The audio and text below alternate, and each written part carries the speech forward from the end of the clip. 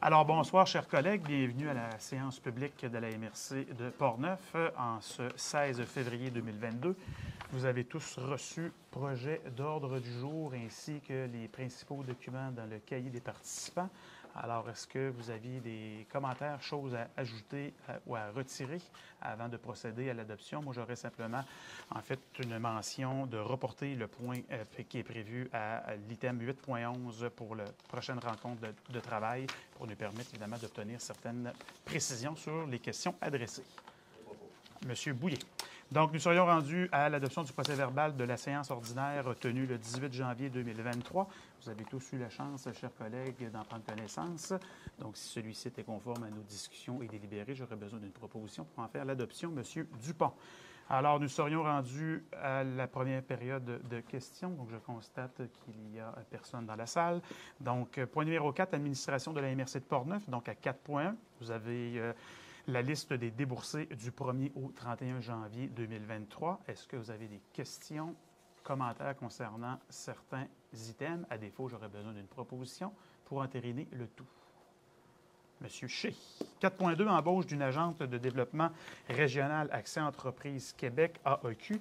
Alors, comme vous le savez, la MRC a procédé à un affichage de poste il y a quelques semaines afin de combler une vacance au niveau d'une agente de développement régional Accès Entreprise. Et suite à un processus d'entrevue et de recommandation, en fait, les comités de sélection recommandent l'embauche de Mme Séverine Moreau à titre d'agente de développement régional à temps plein à compter du 7 mars 2023. Alors, est-ce que j'ai une proposition? M. Lépine en fait la proposition. 4.3, embauche d'une inspectrice en évaluation foncière. Donc, la MRC de Portneuf, évidemment, est à la recherche d'une ressource additionnelle pour son équipe d'évaluation. Et la personne qui a été retenue afin de pouvoir poursuivre sa carrière au sein de notre organisation est Christine Bouliane. Et à titre d'inspectrice en évaluation foncière, et ce à compter du 27 février 2023. Alors, est-ce que j'ai une proposition en ce sens? Monsieur Perron. 4.4, donc adoption du règlement numéro 410, abrogeant les règlements numéro 380 et 398, décrétant les règles encadrant la gestion contractuelle à la MRC de Portneuf. Donc, à l'instar des adoptions qui ont lieu dans chacune de vos localités, la MRC procède également à l'adoption de cette nouvelle mouture qui fait en sorte de pouvoir s'arrimer avec les seuils et les plafonds qui sont établis par le gouvernement du Québec concernant les différentes modalités d'octroi de contrats financiers. Donc, l'objectif de la résolution vise à éviter d'avoir à réadopter à chaque fois que les seuils sont modifiés une nouvelle résolution afin qu'on puisse suivre de manière naturelle les orientations gouvernementales. Est-ce que j'ai une proposition en ce sens? Monsieur Franqueur. 4.5, donc un mandat à la firme Cain-Lamarre pour l'accompagnement dans un dossier juridique. Donc, la commission d'administration s'est réunie il y a quelques semaines afin de discuter de certains enjeux dans lesquels la MRC est interpellée, notamment en relation de travail. Et nous vous recommandons de retenir les services du cabinet Cain-Lamarre afin que ceux-ci puissent nous accompagner lorsque nous avons des questions d'ordre juridique qui, en fait, soulèvent des enjeux, évidemment, qui doivent être complétés et vérifiés par des professionnels externes à notre organisation. M. Dupont, en fait, la proposition. 4.6, projet d'installation d'une génératrice. Alors, comme vous le savez, la MRC de Portneuf a décidé, il y a déjà quelques mois, d'acquérir une génératrice afin de nous permettre d'être autonomes advenant des pannes électriques majeures et d'autres intempéries. Donc, après évaluation et révision auprès de différents entrepreneurs, la firme Denis Gignac Incorporé a été retenue afin de pouvoir procéder aux travaux d'installation à la préfecture pour un montant de 42 810 $ plus les taxes applicables. M. Alain en fait la proposition. Point numéro 5, maintenant au niveau de l'administration des territoires non organisés à 5.1, donc règlement modifiant le règlement relatif aux dérogations mineures numéro 364 des TNO de la MRC de Portneuf afin de tenir compte des dernières modifications législatives. Avis de motion et dépôt du projet de règlement, donc comme il a été présenté lors du dernier comité de travail par l'équipe de M. Lessard, la MRC de Portneuf qui agit comme conseil municipal des TNO. doit adopter, en fait, cet avis de motion et adopter le premier projet de règlement qui donne suite là, aux différentes explications qui ont été présentées par M. Lessard. Alors, si le tout vous convient, j'aurais besoin de M. Duplain, en fait, la proposition. Et à 5.2, dernier versement de l'aide financière associée aux travaux d'aménagement de sentiers pédestres sur le territoire public réalisé par la ZEC de la Rivière-Blanche. Donc, nous avons en fait reçu des demandes et pour un montant de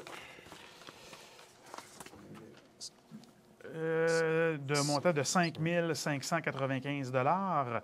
Donc, en fait, c'est que la MRC octroie à la ZEC de la Rivière-Blanche le deuxième et dernier versement de l'aide financière acceptée pour les projets d'aménagement, exactement pour un montant de 5 595 $ et que ce montant soit prélevé à même le fonds mis en valeur des terres du domaine de l'État. On aurait besoin d'une proposition. Monsieur Shea, en fait, la proposition. Point numéro 6, maintenant au niveau du service de l'aménagement du territoire et de l'urbanisme, donc à 6.1, certificat de conformité au schéma d'aménagement au nombre de 7. Monsieur Lessard, la parole est à vous. Oui, effectivement. Donc, 7 règlements qui vous sont présentés pour fin de conformité au schéma d'aménagement. Donc, le premier règlement, c'est une modification au règlement de zonage de la ville de Cap-Santé. En fait, le règlement adopté vise à permettre l'usage culture maraîchère sur un terrain vacant situé en zone résidentielle du périmètre d'urbanisation. Donc, le règlement respecte les modalités prévues au schéma d'aménagement concernant l'exercice d'un tel usage dans le périmètre d'urbanisation. Le deuxième règlement, c'est une modification au règlement de zonage de la municipalité de Deschambault-Grondines. En fait, le règlement adopté vise l'ajout d'un usage de la classe éducation et garde d'enfants à l'intérieur d'une zone résidentielle du périmètre d'urbanisation. Donc, ça ne pose pas de problème du point de vue de la conformité au schéma d'aménagement. Le troisième règlement, c'est une modification au règlement de zonage, de lotissement et permis et certificats de la ville de Pont-Rouge. Ça vise à modifier plusieurs objets qui sont applicables à différentes zones situées principalement à l'intérieur du périmètre d'urbanisation, mais aussi de certains îlots déstructurés de la zone agricole. Donc, il n'y a pas d'enjeu particulier du point de vue de la conformité au schéma d'aménagement. Le quatrième règlement, c'est une modification au plan d'urbanisme et au règlement de zonage de la municipalité de Sainte-Christine d'Auvergne. Ça vise à agrandir une zone publique et institutionnelle à l'intérieur du périmètre d'urbanisation. C'est conforme au schéma. Cinquième règlement, c'est une modification au règlement de zonage de la ville de Saint-Marc-des-Carrières. Ça vise en fait à modifier certaines dispositions applicables à une zone industrielle située à l'intérieur du périmètre d'urbanisation et à modifier également les normes applicables à l'aménagement de zones tampons à proximité de certaines zones industrielles. Ça tient compte des mesures d'exception prévues au schéma d'aménagement, donc c'est conforme au schéma. Sixième règlement, c'est une modification au règlement de zonage de la ville de Saint-Raymond. Ça vise à créer une zone d'extraction en zone agricole pour améliorer les possibilités d'utilisation agricole d'une propriété agricole. Il y a eu une recommandation favorable qui avait été formulée par le comité consultatif agricole à l'égard du projet qui avait été adopté et vous aviez déjà émis un avis préliminaire de conformité là, sur le projet de règlement pour rendre recevable une demande d'autorisation à la CPTEQ.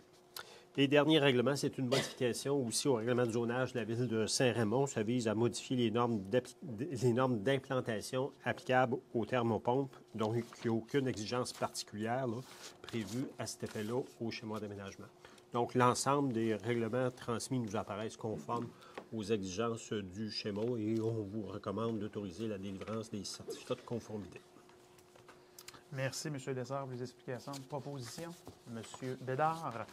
6.2, dépôt du bilan des permis de construction principale dans les municipalités pour l'année 2022. Donc, M. Lessard nous a présenté lors du dernier comité de travail une liste détaillée des permis et autres constructions, donc pour chacune des municipalités. Donc, l'objectif de la résolution ce soir, c'est de prendre acte du dépôt de ce document. Alors, est-ce que j'ai une proposition en ce sens? M. Dupont. 6.3, renouvellement du mandat de certains membres du comité consultatif agricole et remplacement d'un représentant. Donc, la MRC, en fait, souhaite renouveler le mandat de messieurs Mario Delisle et Patrick Derome à titre de représentants des producteurs agricoles et de retenir la candidature de monsieur Gilles Grandebois afin de combler le poste vacant. Alors, monsieur Lépine en fait la proposition. 6.4, programme d'aménagement durable des forêts, modification d'une recommandation de financement des projets d'acquisition de connaissances sur les enjeux de table locale de gestion intégrée et de ressources du territoire. Alors, tel qu'il vous avait été en fait présenté, la table GIR a débuté évidemment la réalisation d'un projet et il s'avère qu'un montant additionnel, donc une bonification de 10 000 est requise afin de compléter leurs travaux. Et nous possédons évidemment ces sommes qui sont disponibles. Donc, l'objectif de la résolution vise à entériner cette bonification d'aide financière. M. Franqueur en fait la proposition. Et à 6.5, acquisition d'un nouveau module de classement pour les dossiers relevant du service de l'aménagement du territoire et de l'urbanisme. Le module s'intitule « Qualité des services requêtes du logiciel territoire de PG Solutions ». Nous parlons en fait d'un montant de 7 282,40 plus les taxes applicables en plus des frais annuels qui s'élèvent à 590,40 pour l'année en cours et évidemment de planifier le tout dans notre budget courant. M. Dupont en fait la proposition. Donc, au point numéro 7, maintenant, service de l'évaluation foncière. Aucun dossier n'est prévu à l'ordre du jour, ce qui nous amène au point numéro 8 au niveau du service de développement économique. Donc, à 8.1, Fonds de la région de la capitale nationale, FRCN, au niveau du projet recommandé. Alors, il y a un projet, en fait, qui concerne l'entreprise Hafner Canada pour un projet d'agrandissement de leur usine qui est située dans la ville de Portneuf, donc un montant de 100 000 et au niveau de la création du Fonds des jeunes leaders de la MRC pour un montant de 14 500 Alors, M. Delisle, en fait, la proposition. 8.2, comité d'investissement commun, donc adoption de projets recommandés. Donc, un premier projet qui concerne un soutien aux entreprises pour des projets d'expansion, donc un montant de 10 000 pour le fonds de soutien aux entreprises volet 8. Le deuxième projet concerne également un soutien aux entreprises pour des projets d'expansion, donc un montant de 12 500 également pour le volet 8 du fonds de soutien aux entreprises. Le troisième dossier concerne un prêt d'un montant de 40 000 combiné fonds local d'investissement et fonds local de solidarité et également un montant de 15 000 pour le fonds du soutien aux entreprises volet 8, soutien aux entreprises pour des projets d'expansion. Le quatrième dossier concerne un prêt FLS de 22 000 L'avant-dernier projet concerne le fonds de soutien aux entreprises volet 6 pour un soutien aux entreprises en matière de technologie de l'information pour un montant de 3 150 Et le dernier projet, et non le moindre, pour un prêt concernant un fonds combiné FLS au montant de 150 000 J'aurais besoin d'une pause sur M. Leclerc. 8.3, programme de soutien au milieu municipal en patrimoine immobilier, financement des travaux municipaux. Donc, en fait, la résolution vise à confirmer les discussions que nous avions eues concernant certaines précisions pour faciliter le traitement et surtout la collaboration avec les différentes instances appropriées, notamment le ministère de la Culture et les municipalités.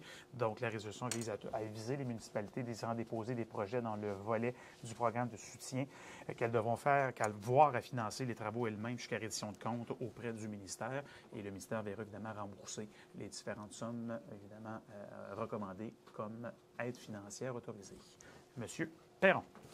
8.4, représentation au comité collaboratif de l'espace bleu de la capitale nationale. Donc, la résolution vise à nommer notre agent de développement culturel, M. Gabriel Ouellette, comme représentant de la MRC au sein de ce comité pour une période d'1 an, afin évidemment de pouvoir suivre les travaux et les discussions qui ont lieu concernant, l'espace bleu qui a été créé par le gouvernement qui vise à maximiser et à faire briller davantage la culture dans chacune des régions du Québec. M. Shea, en fait, la proposition. 8.5, plan de mobilité durable intégré, octroi d'un contrat pour l'élaboration du plan. Donc, on parle évidemment d'un montant de 69 200 plus les taxes applicables. L'entreprise retenue Vecteur 5, qui verra évidemment déployer un plan d'action qui donne suite à l'étude, évidemment, le plan de mobilité intégré qui a été préparé par également une équipe de consultants qui visait à identifier les besoins des Portneuvoises et des Portneuvois en matière de mobilité et de transport. Donc, nous sommes rendus à l'étape, évidemment, de mettre en place des actions qui vont permettre de répondre aux différentes attentes et aux différents engagements politiques que la MRC et ses partenaires souhaitent prendre au cours des prochaines années. Donc, si le tout vous convient, j'aurais besoin d'une proposition en ce sens. Madame Baillargeon. 8.6, promenade fleuve, octroi de contrat pour la conception graphique des éléments signalétiques. Donc, on parle d'un montant de 7 000 et 70 dollars, plus taxes applicables pour la conception graphique des éléments signalétiques. Vous savez que le programme Promenade Fleuve a été soutenu et appuyé par la MRC concernant en fait un déploiement au niveau des 5 municipalités riveraines du littoral qui nous permet évidemment d'assurer une cohésion au niveau des visiteurs et touristes qui pourront emprunter ce circuit. Et nous avions décidé d'avoir une plateforme qui était en fait complémentaire les unes par rapport aux autres. Donc, la conception graphique fait partie des éléments qui sont nécessaires pour achever ce dossier. Alors, M. Pagé, en fait, la proposition. 8.7, toujours Promenade Fleuve, autorisation d'aller en appel d'offres sur le site SEAO pour la fabrication et l'implantation des éléments signalétiques. Donc, cette résolution est cohérente avec la précédente. Donc, si le tout vous convient, M. Blackburn en fait la proposition. 8.8, fonds de soutien aux projets structurants de la MRC de Portneuf au niveau des projets recommandés. Donc, 4 projets.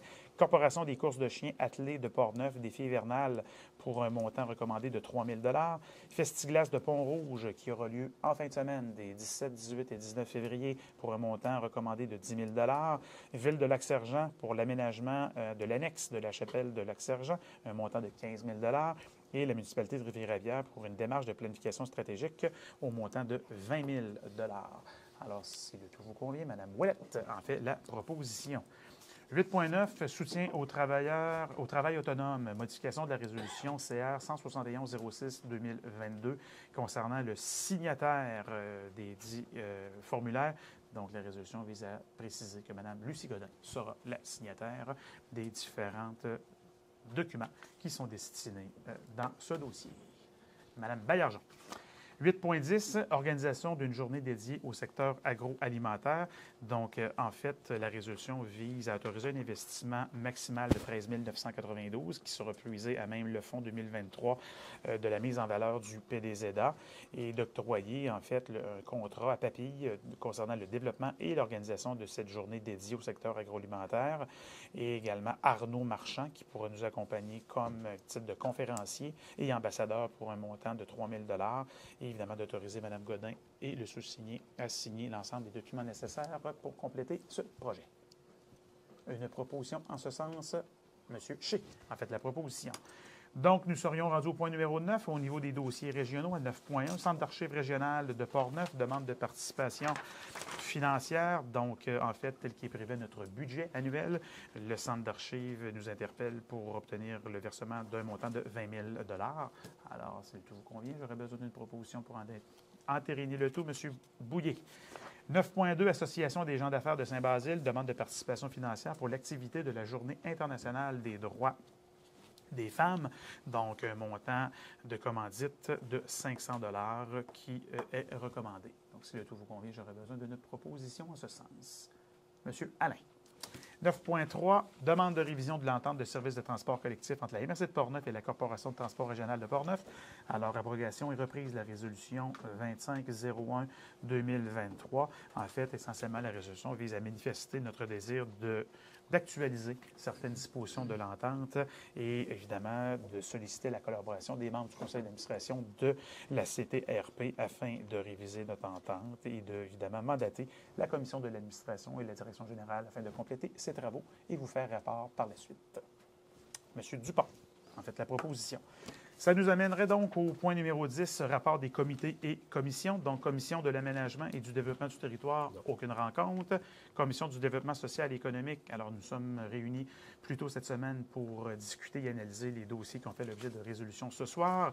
Commission de l'environnement, M. Bédard. On est en rencontre aujourd'hui. Par contre, comme les dossiers concernent des demandes qui nous ont été adressées, qu'on n'a pas eu la chance de donner les réponses aux gens qui ont adressé les demandes, on va faire le bilan à la prochaine rencontre. Parfait, merci. Commission de l'administration, nous nous sommes également réunis il y a quelques semaines pour parler notamment de dossiers de relations de travail dont on a fait l'objet de discussions. Comité de sécurité publique, il n'y a pas eu de rencontre. Sécurité incendie, non plus. Il y aura quand même une rencontre. Ah non, il y a eu une rencontre préparatoire concernant le programme du forum qui est prévu le 31 mars prochain dans la ville de Saint-Raymond. Alors, je réitère l'invitation et surtout, je vous dirais, le fait de maintenir et de bloquer votre agenda, chers collègues, pour le 31 mars. Nous allons avoir un forum fort important qui va réunir les principaux acteurs en matière de sécurité incendie et sécurité civile sur notre territoire. Et nous sommes en fait convaincus que notre programmation saura satisfaire beaucoup nos auditeurs. Alors, on veut avoir des choses concrètes, on veut avoir des cas pratiques et on veut avoir évidemment du matériel d'information qui va vous permettre de bonifier votre compréhension de la gestion des matières, en fait, de la sécurité incendie et de vous outiller davantage là, en matière de sécurité civile.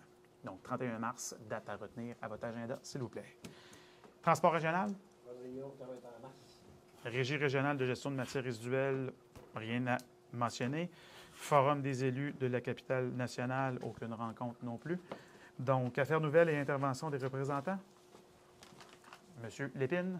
Dans le cadre de la consultation publique sur les droits de coupe, Oui. il y avait un secteur qui était dans le parc